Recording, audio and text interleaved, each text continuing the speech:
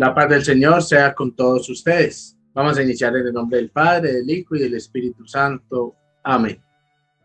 Señor, abre mis labios y mi boca proclamará tu alabanza. Seguimos con el tema de el pecado. Recordemos entonces que en el Catecismo de la Iglesia Católica nos define muy bien qué es el pecado y nos definen las clases de pecado. Estamos diciendo entonces que el pecado mortal, vamos a recordar un poco, el pecado mortal nos separa completamente de Dios, nos da la muerte espiritual. Por eso se llama mortal. El pecado venial, aunque no nos separe de Dios, hiere la bondad de Dios, aunque no nos separe totalmente de Dios. Decimos entonces que el pecado mortal se necesitan tres condiciones.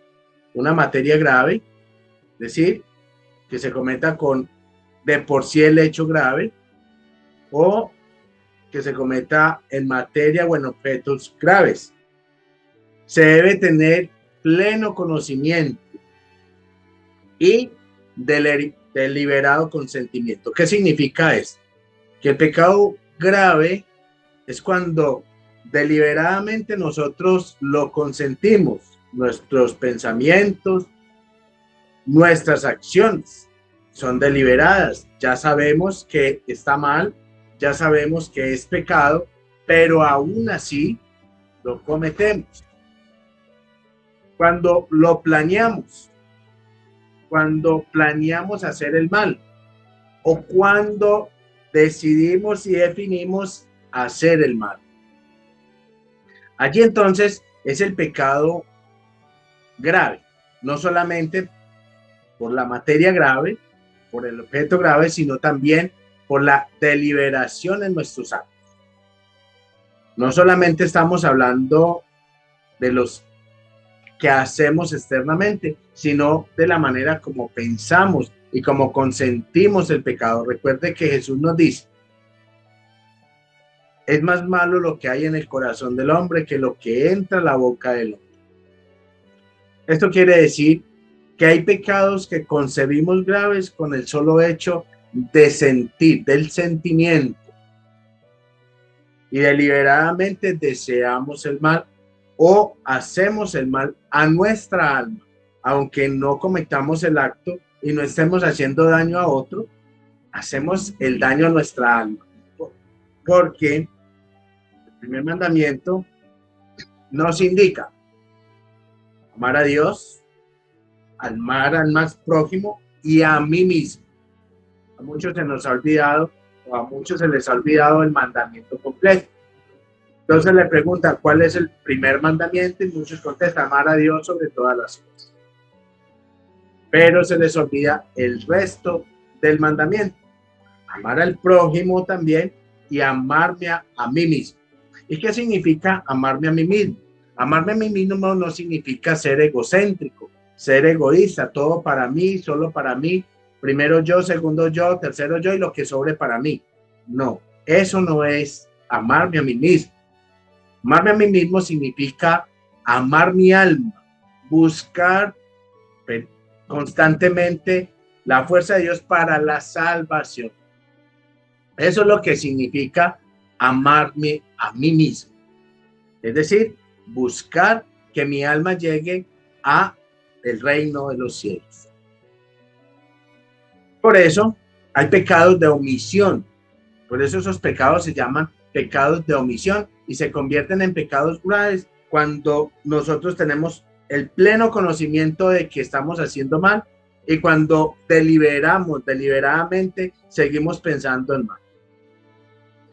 Uno de esos pecados que las personas no pueden combatir es la ira hacia los demás, o lo que llaman odio. El odio no es más que ahondar en los recuerdos. El odio es solamente permanecer en el pasado. Jesucristo en el Padre Nuestro nos enseña pedir el pan de cada día. Es decir, preocúpate por cada día. Cada día tiene su propio afán. haz las tareas del día, vive un presente. El pasado es pasado, ya se acabó. Y el futuro, pues solo Dios nos lo podrá dar. Solo Dios, nosotros guardamos la esperanza de tener un mañana mejor, guardamos la esperanza de un buen futuro y sobre todo la esperanza de la salvación. Pero es que la salvación no llega simplemente esperanzándonos en ella, o simplemente diciendo Dios me va a salvar, o yo voy a ser salvado, o va a llegar la misericordia para mí. No. Si nosotros no cuidamos, no nos queremos a nosotros mismos, cuidando nuestra alma, cuidando nuestra salvación, trabajando constantemente en el camino de la salvación, dejamos de querernos. Querernos no es solamente querernos externamente o corporalmente, aunque también si nosotros abusamos de nuestro cuerpo, abusamos de nosotros mismos, abusamos de la conciencia que tenemos de hacer el bien a nosotros mismos, también se convierte en pecado contra el primer mandamiento, dejarnos de amar. Muchas personas creen que son muy buenas o que hacen muy bien amando a los otros y dejándose de amar a sí mismos. Porque dicen, los santos lo dieron todo. Algunos santos lo dieron todo, tuvieron el voto de pobreza. No todos lo hicieron, pero algunos sí. Algunos hicieron voto de pobreza y trabajaban para los demás, pero no dejaban de amarse a sí mismos, porque ese trabajo para los demás era un amor propio de su alma. Sabían que estaban ganando a Dios haciendo el bien a los demás. Pero muchas personas dejan de quererse, dejan de amar su cuerpo, porque lo venden, porque hacen del cuerpo un negocio, porque hacen del cuerpo simplemente una atracción, porque hacen del cuerpo simplemente un objeto. Entonces dejan de amarse, interesándole solamente los demás. Es un pecado muy delicado porque muchas mamás, por amar a sus hijos, dejan de amarse a sí mismos. Muchos papás, por amar a sus hijos, que es la obligación de los padres de familia, amar a sus hijos, pero muchas veces hay límites y dejan de amarse a sí mismos porque prefieren que sufrir, prefieren hacerlo simplemente porque quieren ser buenos papás, y eso está bien, pero no pueden dejar de hacer oración. Tú puedes entregarlo todo por sus hijos, pero cuando lo hagas, también entra en oración para que eso que das todo por tus hijos lo reciba Dios como una ofrenda y no simplemente por darlo. Puedes dar todo por sus hijos, incluso puedes aguantar hambre tú y no tu hijo, pero debes ofrecerlo a Dios como una ofrenda, porque si no, simplemente es un acto humano. Todo acto humano se debe colocar en las manos del Señor. Pero cuando abuso yo de mi cuerpo, abuso yo de mi cuerpo cuando le pongo tatuajes, cuando le cambio a mi cuerpo la naturaleza. ¿Qué quiere decir la naturaleza? Que pues nací hombre y quiero ser mujer, nací mujer y quiero ser hombre. Cuando me cambio la decisión de Dios para nosotros. Cuando yo abuso de eso, muy diferente que no, que la mujer quiere estéticamente organizarse. Bueno, eso es autoestima y eso es amor por su cuerpo. Pero si ya abusa de su cuerpo, haciéndose tatuajes en todo lado, colocándose aretes en todo lado, abusando de su cuerpo simplemente para mostrarlo, eso es dejarse de amar. Eso no es amarse. Eso no es cuidar el cuerpo como el templo del Espíritu Santo. Recordemos que nuestro cuerpo es templo vivo del Espíritu Santo. Arreglarse, bañarse, maquillarse, incluso eso es parte de cuidar el templo del Espíritu Santo, porque un templo sin sin arreglo, pues tampoco tiene el decoro para tener a Dios. Cuerpo sucio, personas que no se arreglan, que no se bañan el cabello, que no se organizan las manos, no se organizan las uñas. Personas que no saben que el cuerpo es templo del Espíritu Santo. Y por lo menos tenerlo lo mejor organizado posible. Pero colocarse aretas en los ojos, en las cejas, en todo lado, en la nariz, en el cuello, en la lengua, todo esto es un abuso de su cuerpo. Es mostrar su cuerpo como algo superior sin saber que es superior Dios. Que se hizo una cirugía, un implante mamario, que se hizo, eso es cuidar su cuerpo, porque eso hace que se sienta bien, que se quiera, que la persona se autoestime. Eso está bien. Eso no es dañarlo, eso es arreglarlo, eso es cuidarlo. Hay que tener una pequeña diferencia en eso, porque muchos predican lo contrario. Muchos dicen, no se hagan implantes porque eso va en contra del templo de Dios, ¿no? Si es para arreglar tu cuerpo, si es para verte hermosa, si es para verte bien, si es para verte delicada, si es para autoestimarse y autoestimar a los tuyos, está bien hacerlo. Está bien hacerlo. Pero un joven que llegue, salga el joven de la casa y que llegue convertido en una mujer, eso no es autoestimarse, porque desde el principio ya no se valora, porque desde los principios ya no quiere lo que Dios le dio. Ya está rechazando la naturaleza que Dios le ha dado. Ya es un rechazo de Dios. Y ahí es donde dejas de amarse y donde entras en pecado.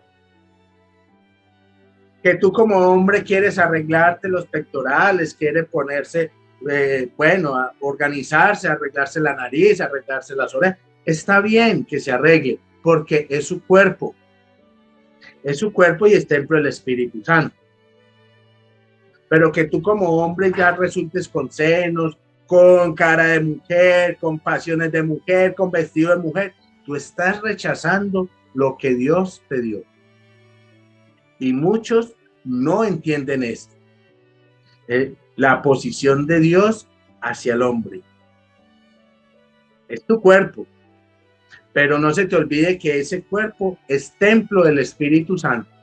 No es tuyo solo. Tu espiritualidad no depende de ti, depende de Dios. Y Él habita allí en ti. Y por ende se merece respeto como el mejor, es la mejor posesión que nosotros tenemos. Es la fuerza del Espíritu Santo. Y por eso el mandamiento nos dice que debemos amarnos a nosotros mismos. En ese sentido de cuidar, de vestirnos bien. No necesariamente tiene que vestirse con ropa de marca, ¿no? Sino de vestirse bien, delicadamente limpio, pulcro. Eso es vestirse bien. No hacerlo escandalosamente.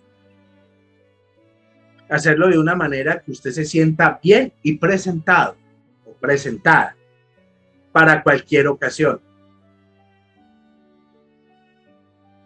Lógicamente que tú vas a encontrar en el mundo el libertinaje. ¿Qué es el libertinaje? Es el despegue de Dios. Es no acudir a las reglas de Dios y no cumplir las reglas de Dios. Eso se llama libertinaje. Significa que soy libre y que hago lo que quiero y no reconozco ninguna autoridad, ni tanto espiritual y a veces ni siquiera las autoridades corporales. Y eso es lo que se llama libertinaje. Y ese libertinaje, a una manera desmedida, se convierte en pecado mortal. Nos separa de Dios. Muchas personas me dirán, usted va en contra de los transexuales. o los transgéneros. Yo no. Yo no voy en contra de ellos, porque respeto la decisión de pecar a cada uno. Lo respeto en su decisión como quieran tomar. Les estoy enseñando que si lo hace, al que no le gusta es a Dios. Yo estoy enseñando lo que dice la iglesia y lo que piensa Dios. No Albeiro como Albeiro. Yo respeto a todas las personas que toman sus decisiones de pecar o no. Pero la posición de Dios es esta. Si ha dado una naturaleza, debes de respetar el cuerpo humano como templo de su Espíritu Santo.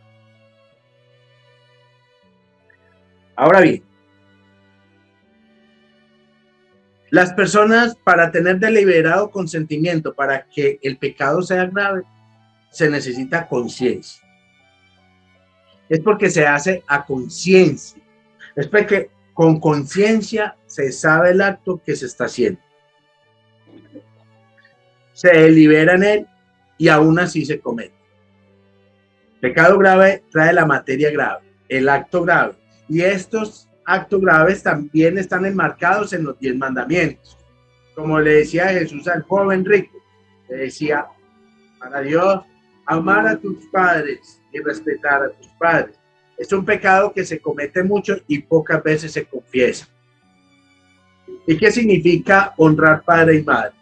Honrar padre y madre significa simplemente obedecer a padre y a madre. Eso se llama la honra de padre y la honra de madre. No atacar sus pensamientos.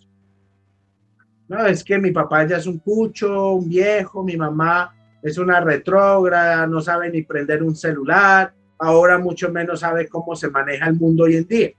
Eso es cierto. Eso es cierto. Las personas de hace tiempo no nacieron con tecnología. Ahora apenas nacieron con un teléfono, ahora apenas un teléfono de esos que daban vuelticas para marcar. ¿Qué van a saber de un celular? ¿Qué van a saber? Ni siquiera saben qué es una tablet. A lo mejor le regalas una tablet a tu abuela y pica la carne allí. Piensa que es algo de picar. Lógicamente que no nacieron con la tecnología que nacen los jóvenes hoy en día. Y lógicamente que el pensamiento de un papá, de una mamá de aquel tiempo, es muy diferente al pensamiento de un papá o una mamá actual. Pero te aseguro que cuando crezcan tus hijos te van a ver igual de retrógrada como tú ves a tus padres. Y eso que tú ya de pronto naciste con la tecnología, con computadores, con WhatsApp, con YouTube, con todo. Pero dentro de unos años tus hijos te van a ver retrógrada porque no vas a saber manejar la tecnología de ese tiempo. Te vas a quedar desactualizado. Y eso es así. Y así es el cambio del mundo. Pero eso no significa que tú seas más que tus padres. Eso no significa que tú puedas ir en contra de los pensamientos de tus padres. Ellos te crearon con esta tecnología. Aún así, hay que respetar sus pensamientos, su forma de ver el mundo y su forma de actuar. Eso es lo que nos pide Dios. Y en vez de atacar, enséñale con amor. Guíalo en la tecnología. Es que mi papá y mi mamá no me dejan salir porque a toda hora piensa que uno se va a perder, que uno... Ese es el pensamiento que tenían antes. No tienes por qué ir en contra de tus padres, dice el Señor. Debes honrarlos. Debes obedecerlos.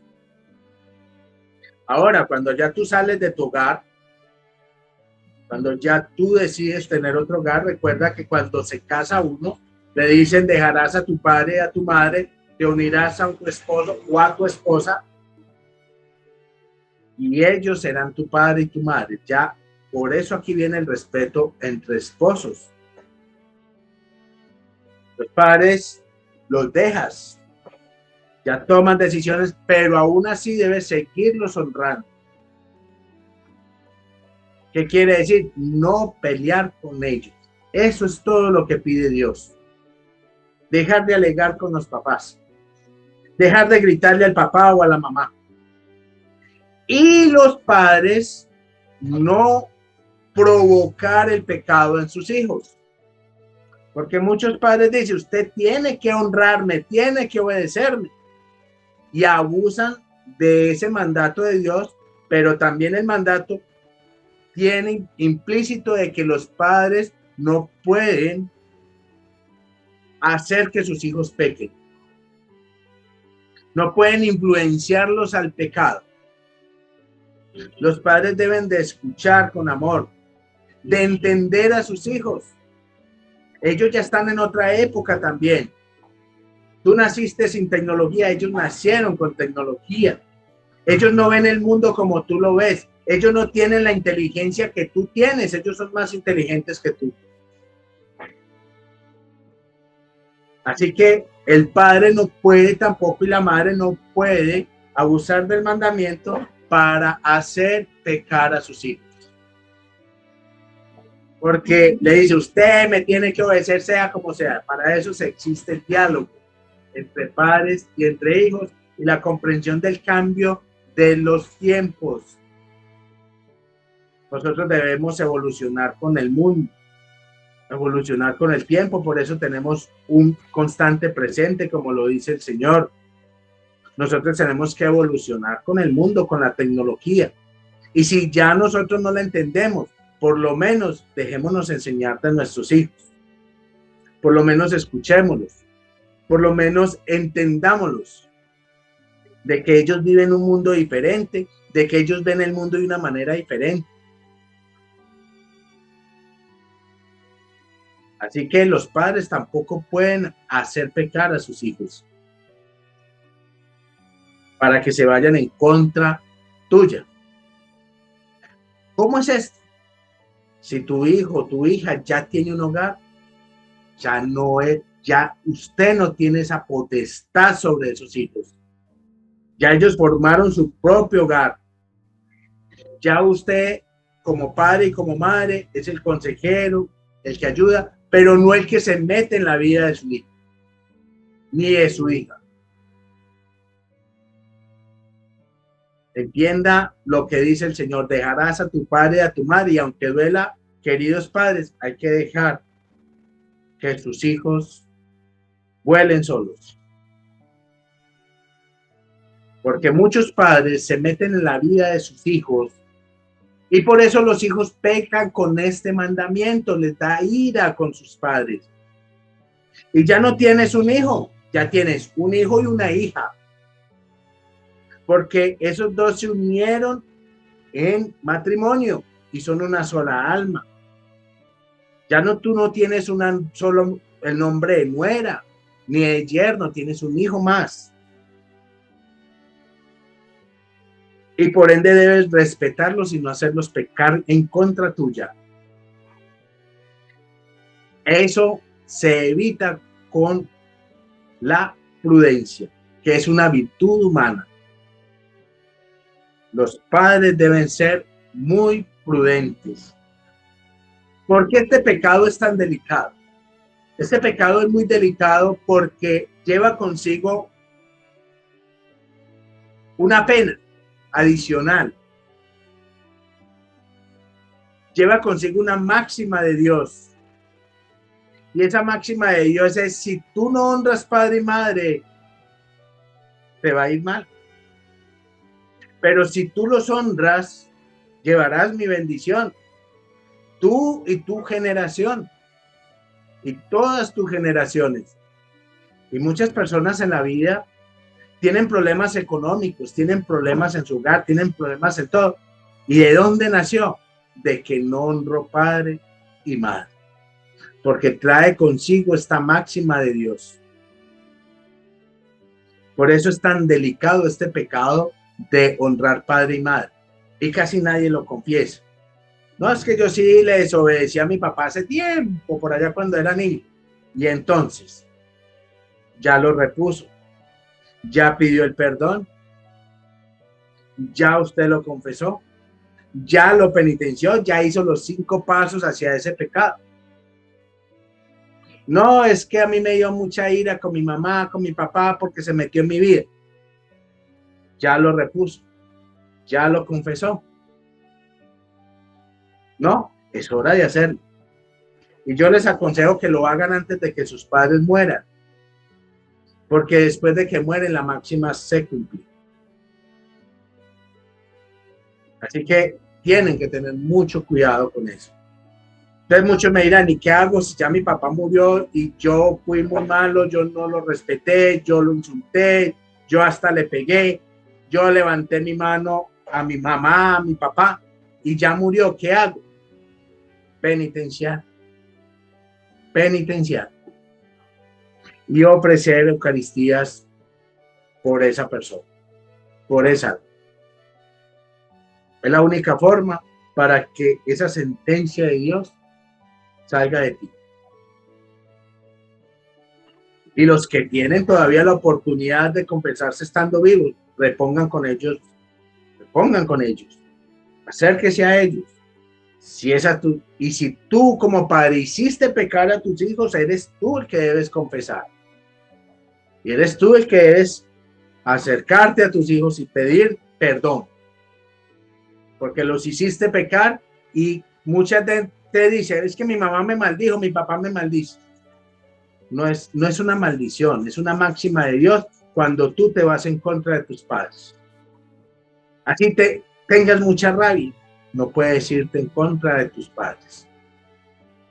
Este es un pecado muy delicado. Yo quería hacer énfasis en eso, porque muchas personas, como los papás, pues al fin y al cabo aman. Los hijos le tiraron, le contestaron mal, le dijeron groserías y los papás se les olvidó después y todo como parte sin novedad, como si no hubiese pasado nada. Y se les olvida la confesión. Por eso recalco en ese pecado. Y no solamente que yo le grité, que yo le desobedecí, que yo lo insulté, sino que yo sentí en mi corazón eso contra mi papá y contra mi mamá. Eso es un pecado grave contra el 4º mandamiento. Porque deliberadamente lo siento. Y porque es un mandato del Señor. Y lo hace con claridad. Honra a padre y honra a tu madre. Es un mandato claro, muy preciso. Y honrar padre y madre es eso, obedecer en todo. A no ser que ya te cases. Cuando ya te casas, ya tú sales de padre y sales de madre. No es que viven en el libre. Su papá y su mamá todavía te mandan porque eres soltero. Usted es un desobediente. A la iglesia es diferente. Pero eres soltero. Eres soltero. Dios no te puede tratar y la iglesia no te va a tratar en unión libre como una persona casada. No te va a tratar así. Te va a tratar el gobierno, te va a tratar el mundo. Pero Dios no. La iglesia tampoco. La iglesia no te va a reconocer como esposos. La iglesia no los reconoce como esposos. Yo les recomiendo leer muy bien una encíclica que se llama Familiares Consorcio. Allí ve el parámetro de Dios, de la iglesia. No se pueden reconocer como esposos las personas que viven en unión libre, que realmente lo llaman concubinatos. Por eso, los que vienen en libre deben de obedecer a sus papás en todo, porque siguen solteros. Siguen solteros. Ante Dios es así. Pero los que ya recibieron el sacramento, debemos recibir el sacramento del matrimonio. Seguimos honrando padre y madre, pero ya no podemos dejar que manipule nuestro hogar porque ya pertenecemos a otro hogar, ya somos otro hogar. Aún así, respetando sus decisiones, respetándolos y tratar de no ir en contra de ellos. Eso se llama honrar padre y madre y hay que tener mucho cuidado con ese pecado. La materia grave del pecado nos indica entonces los 10 mandamientos, como yo les decía.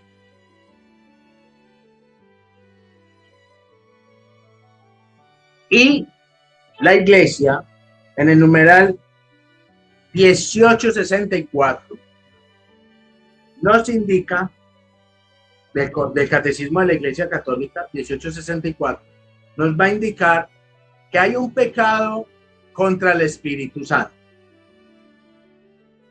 Ese pecado contra el Espíritu Santo nos dice claramente las Escrituras: quien blasfeme en contra del Espíritu Santo no tendrá perdón. Pero ¿de qué se trata ese pecado? Ese pecado se trata de renunciar a la fuerza del Espíritu Santo. Es decir, de renunciar a los sacramentos, de renunciar a la iglesia y a Dios, de hacerse sentir no pecador. No hay pecador más grande que aquel que dice que no tiene pecado y que por ende no necesita ni busca de la misericordia de Dios, ni es humilde para buscar el perdón de Dios. Entonces aquellos, dice Dios, no tendrán perdón. Precisamente, ¿por qué? Porque si usted no pide el perdón, no se te va a dar por obra y gracia, ni se te va a dar por magia ese perdón. No se te va a dar. Por eso el pecado contra el Espíritu Santo no tendrá perdón. Quiere decir que el perdón hay que buscarlo, que no ha venido por acto de magia. Cristo sí dio la vida y pagó el precio por nuestros pecados, pero dejó la obligación de pedir perdón. Por eso eligió a sus apóstoles y les dio poder para perdonar pecados. Lo que ustedes perdonen, yo lo perdono. Lo que ustedes no perdonen, yo tampoco lo perdono. Esa es la condición. Esa es la condición. Hay que pedir perdón. No porque Cristo pagó el precio para redimirnos, no quiere decir que ya todos los pecados están perdonados y que ya estamos salvos, como dicen algunas denominaciones anticatólicas, porque se dicen ser cristianos, pero parece que no respetaran a Cristo, ni que lo conociesen, ni que lo obedeciesen. Entonces, yo les llamo a denominaciones anticatólicas. Aquellas sectas anticatólicas dicen que ya son salvos. Están errados totalmente. Porque nosotros no somos salvos mientras que tengamos pecado en nosotros y en nuestras conciencias. Y por eso Jesucristo dio poder para perdonar pecados, para atar y desatar. Y por eso habla de este pecado contra el Espíritu Santo, que es el no reconocimiento y no la búsqueda de la misericordia. Entonces una persona que se crea que ya está salva, que ya tiene la salvación en sus manos, una persona que se crea que no necesita confesión, una persona que no necesite reconocer el pecado, pues es una persona que muere en pecado totalmente y por eso no hay perdón. Por eso Jesucristo nos dice, en ese pecado no hay perdón. ¿Por qué no hay perdón? Porque el perdón no está todavía, porque no lo has pedido.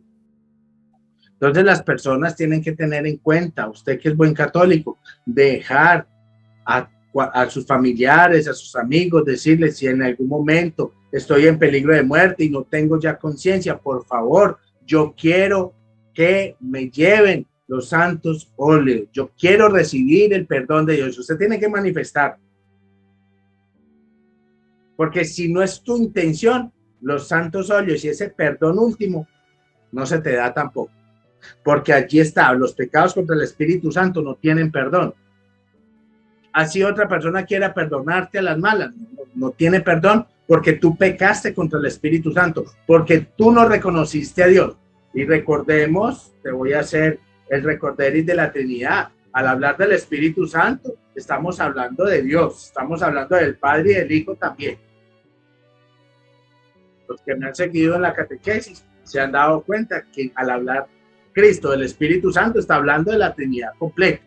Así que los que no reconocen a Dios, los que no le piden perdón a Dios, no tienen ninguna clase de perdón. Eso es lo que nos indica ese pecado contra el Espíritu Santo. En las Sagradas Escrituras está en el Evangelio de San Marcos, capítulo 3, versículo 29. Allí lo van a encontrar.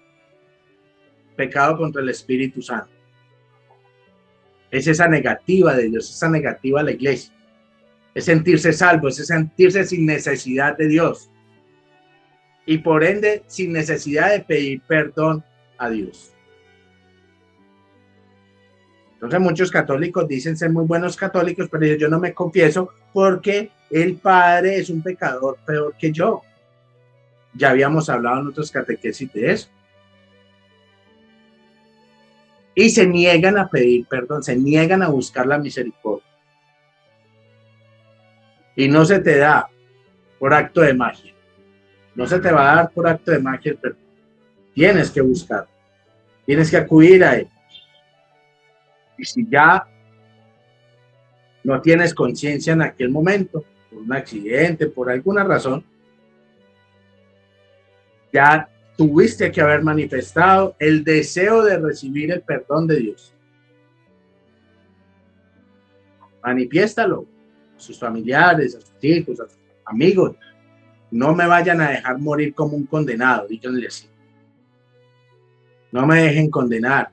Llévenme. Si no tengo la conciencia para pedirlo en ese momento, llévenme en el sacerdote para que me aplique mi santa unción. Y así morir en las manos de Cristo. Así sí tendrás perdón, pero el resto es pecado contra el Espíritu Santo. Y en el 1866 nos va a hablar de los pecados capitales. Pero antes de los pecados capitales, yo quiero hablarles de un pecado que también se olvida mucho, y es el pecado del perjurio. Muchas personas no conocen qué es el perjurio contra Dios. El perjurio contra Dios es cuando yo juro su santo nombre en vano, que es el segundo mandamiento de la ley de Moisés, no jurar su santo nombre en vano. ¿Pero qué significa esto? Muchas personas confunden, por Diosito que yo no lo hice. No, eso no es solamente eso. Poner el nombre de Dios en tela de juicio, eso es malo, claro, es pecado. Solo el hecho de poner a Dios en tela de juicio para cubrir tus mentiras es malo. Para cubrirse sus pecados, es un pecado mortal. Pero el perjurio también cobija a aquellos que sabiendo que siendo católicos juran su santo nombre en vano, el santo nombre de la iglesia, el santo nombre de Dios, cuando mezclan otras denominaciones o cuando mezclan otras religiones o otras creencias. Como por ejemplo, yo no creo que una bendición con agua bendita me vaya a quitar mi problema. Más bien voy donde el sabelo todo del brujo y me baño con agua de salvia o con agua de ruda o con azúcar, con azufre. Eso se bañan con lo que encuentran, con lo que les parezca. Eso se llama perjurio, porque juro el nombre de Dios y reemplazo a Dios con cosas que no tienen nada que ver con la bendición de la iglesia. No, es que el tarot me dijo que a mí me iba a ir bien. Mire, el tarot lo escriben para todo el mundo en un periódico. Eso es una adivinanza. Eso se llama la ley de las probabilidades. Si yo digo, mira, tú vístete de rojo y vas a tener un accidente, ¿a quién le estoy hablando? Si usted lee el tarot, no te están hablando a ti. Están hablando a cualquiera que le caiga. Al que le caiga el guante, que se lo chante. Pero simplemente es una adivinanza. Es una manera que encontraron algunas personas de ganar dinero, de defenderse en su vida. Pero acuérdese que el vivo vive del bobo y el bobo de papá y mamá. Y muchos por seguir esa bobada Y acuérdese que ese pecado sí no tiene perdón. No hay remedio para ese pecado que es la bobada.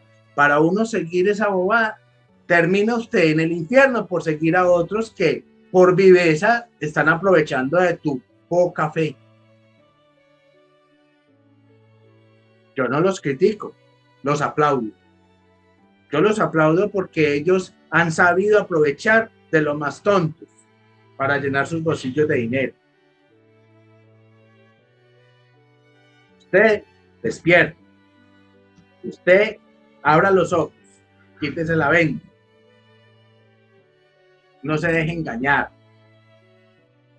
Porque así lo decía el Señor, vendrán muchos falsos profetas anunciando en mi nombre. Y es verdad, anuncian en el nombre de la iglesia, en el nombre de Cristo, el nombre y rezan igual las oraciones de la iglesia.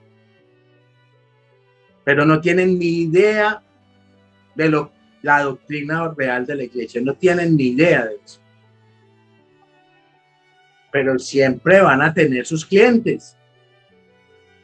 Porque a las personas les gusta lo mágico. Que le hagan magia. Que le hagan por la pereza. No, es que allí me ponen a rezar 100 días. Mientras que aquí con 2 secciones que me bañen con agua, con eso tengo. Salen oliendo a chivo, a de todo, salen oliendo de allá, pero no les importa. Porque supuestamente le arreglaron el problema.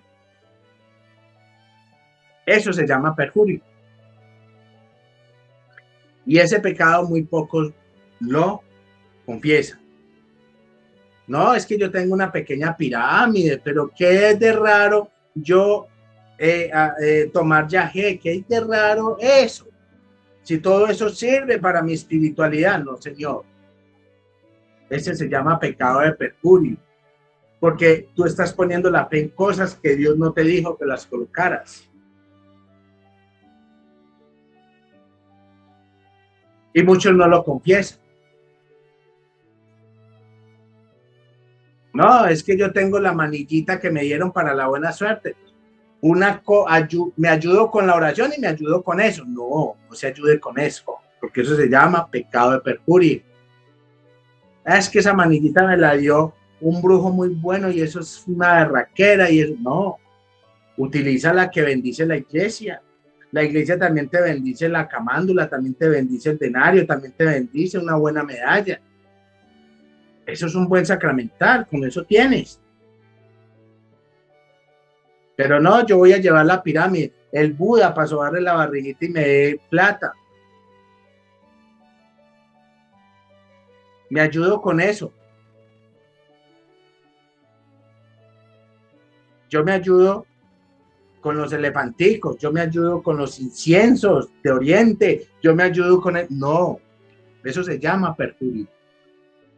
Es un pecado mortal por el solo hecho de ser perjurio.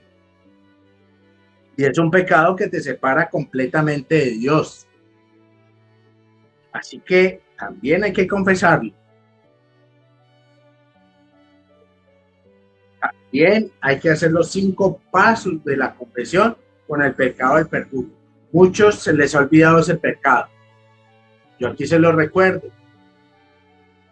Yo todavía en mi casa tengo una pirámide para la buena suerte. Bueno, ¿qué hace esa pirámide? ¿Usted cree en Dios o cree en eso? Estás cometiendo perjurio. No, yo tengo la herradura ya detrás de la puerta, eso trae buena suerte. No. ¿En quién crees tú? ¿En quién confías tú? No, es que yo los días lunes me visto de amarillo, los días martes de azul, los días miércoles de rojo, los días jueves de verde y los días viernes no me he visto porque voy a salir. No. Le estás poniendo la fe a algo que no es de Dios. Eso se llama perjurio. Porque es que a mí me dijeron en el tarot que eso traía buena suerte, traía el amor. Me he hecho la loción de los 7 amores, de los 100 amores. Eso no sirve. Nada de eso te va a servir. Esto va a traer a ti demonios. Por el pecado de perjurio se acercan los demonios hacia ti. Y si eso ya se ha hecho mucho, pues hazte revisar porque puedes tener en consecuencia presencias demoníacas a tu alrededor. Eso se llama acechanza demoníaca.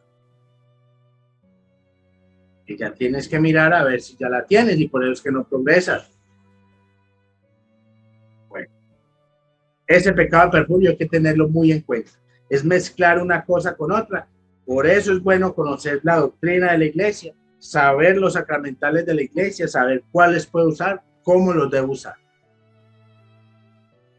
Y la iglesia tiene todo el poder, no necesitamos traer salvia, ni rudas, ni pencas ávilas, ni colgar herraduras de caballo en la casa, eso no sirve. Nada de eso sirve. Necesitamos una buena oración, necesitamos confianza en Dios y necesitamos realmente la fuerza del Espíritu Santo. Eso es lo que necesitamos nosotros, no necesitamos nada más.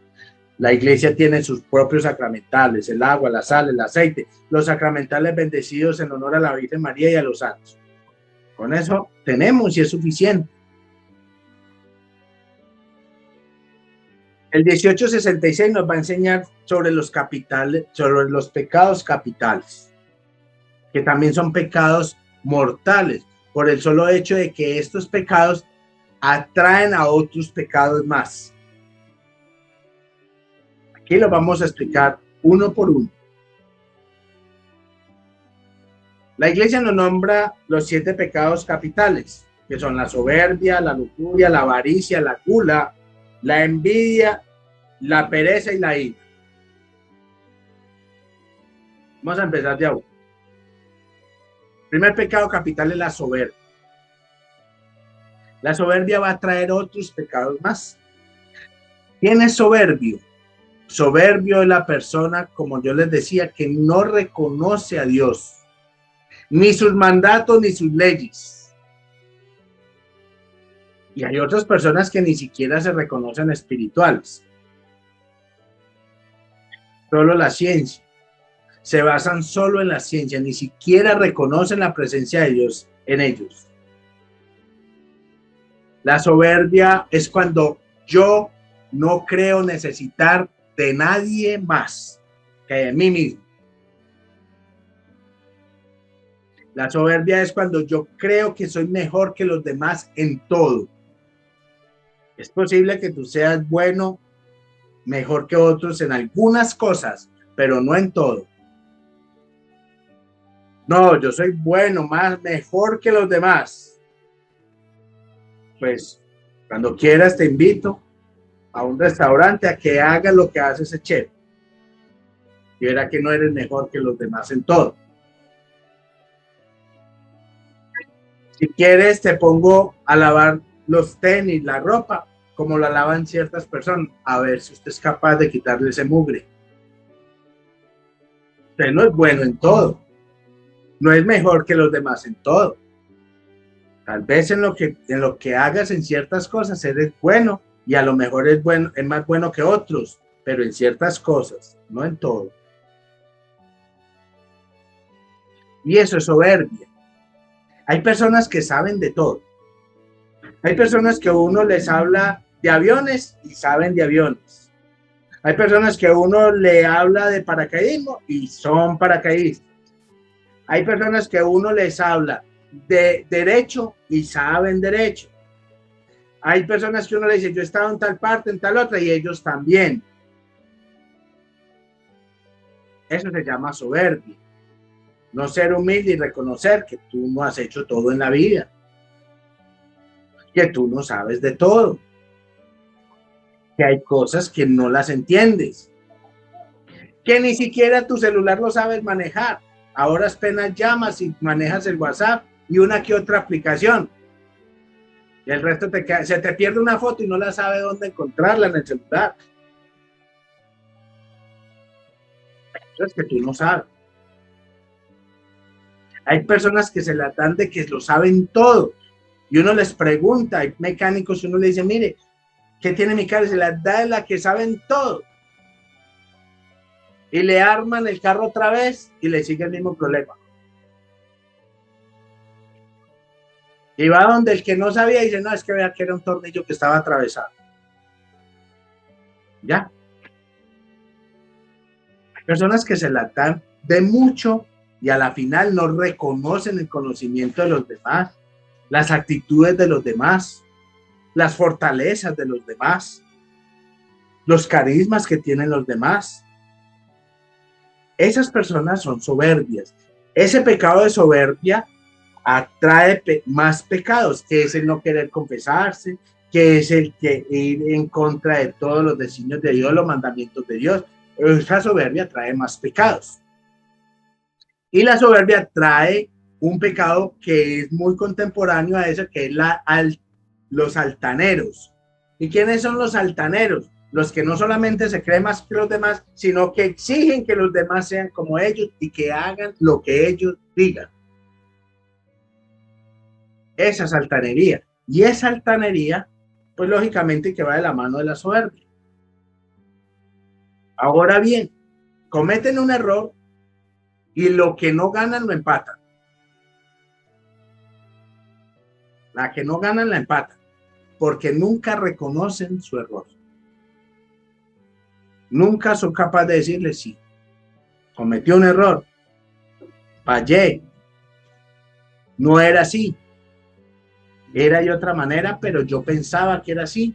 No son capaces de decir eso nunca. Y mucho menos de pedir disculpas.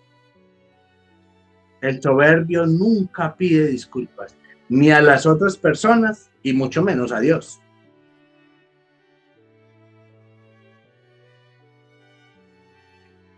El soberbio es el que quiere que las cosas se hagan.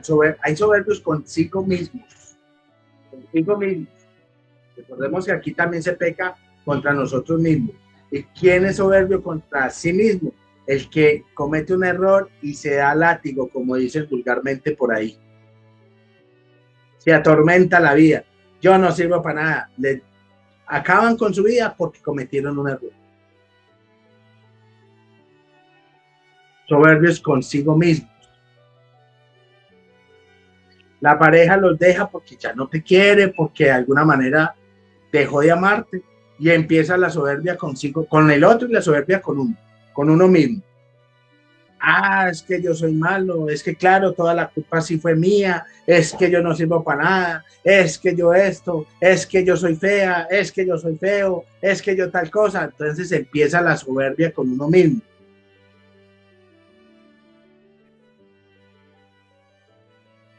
Debemos aprender a pedir perdón y también a tolerar.